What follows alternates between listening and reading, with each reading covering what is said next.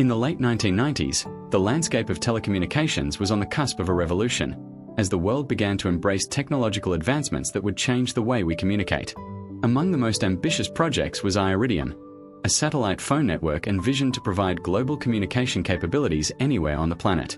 Spearheaded by Motorola, Iridium aimed to deploy a constellation of 66 satellites in low Earth orbit, each one communicating with the next to ensure seamless connectivity.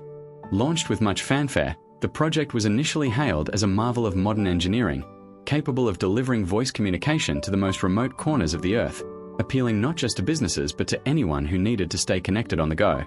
However, despite this ambitious vision, Iridium quickly spiraled into a financial disaster, filing for bankruptcy just 9 months after its much-anticipated launch in 1998. The downfall of Iridium can largely be traced to a combination of overhyped expectations and the chaotic nature of the telecommunications market at the time. To fund the satellite system, Iridium required massive investment, approximately $5 billion, relying heavily on investors who believed in the potential of satellite phones. Early marketing campaigns suggested that every smartphone user would eventually find value in satellite communication, yet they misjudged the prevailing consumer habits. Mobile phone technology was advancing rapidly, diminishing the need for satellite phones. As mobile carriers expanded their networks, offering more extensive coverage and more affordable options, the necessity for satellite communication waned. Despite the impressive technology, consumers were generally unwilling to pay the high prices associated with Iridium's service, which were at least $3 per minute and featured expensive hardware costs, while the burgeoning mobile services offered far cheaper alternatives. Iridium's business model was fundamentally flawed. Initially pitched to government and military clients, it soon became clear that the vast majority of potential commercial users were not interested in satellite phones, leading to an insufficient customer base. The limitations of Iridium's service also contributed to its failure. While it aimed to provide global coverage, the handsets were bulky and cumbersome, not suitable for everyday use, which contrasted sharply with the sleek designs of evolving cellular phones. Furthermore, the emergence of emerging mobile network technologies like GSM and CDMA rendered Iridium's offering obsolete almost before it even truly began. The company was also hindered by a severe lack of marketing strategy, failing to effectively communicate its value proposition to potential users.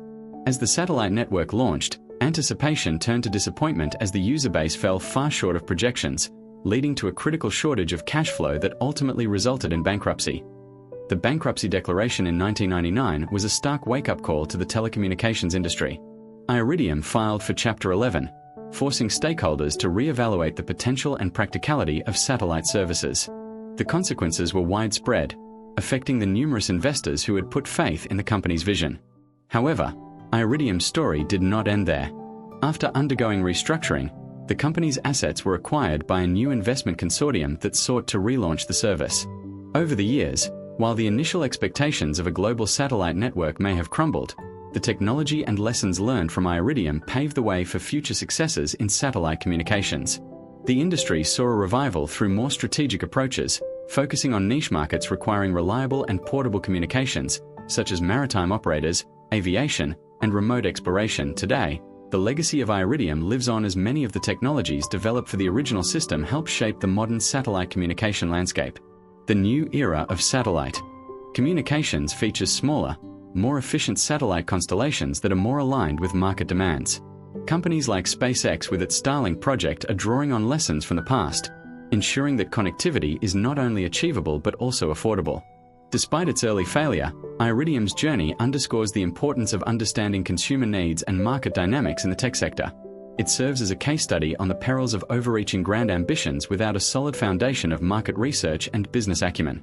The initial miscalculation regarding user readiness and technology limitations highlights a cautionary tale for future tech companies and innovators in rapidly evolving markets. In retrospect, the Iridium story elucidates fundamental truths about technological innovation. The rapid pace of advancements poses a dual challenge. On one hand, it opens new horizons for connecting people worldwide, but on the other, it necessitates constant adaptation to consumer behaviors and market conditions. The early challenges faced by Iridium exemplify how groundbreaking ideas must not only be visionary but also grounded in realism, with foresight regarding potential obstacles. As the demand for global communication continues to grow in our increasingly connected world, the lessons learned from Iridium remain relevant, encouraging a future where satellite technology can thrive without the constraints that once led to its troubling demise. The evolution of satellite communication continues with more adaptive, user-focused models that ensure the past failures do not repeat. Drawing from Iridium's early optimism, today's innovators are paving a promising path forward in global connectivity.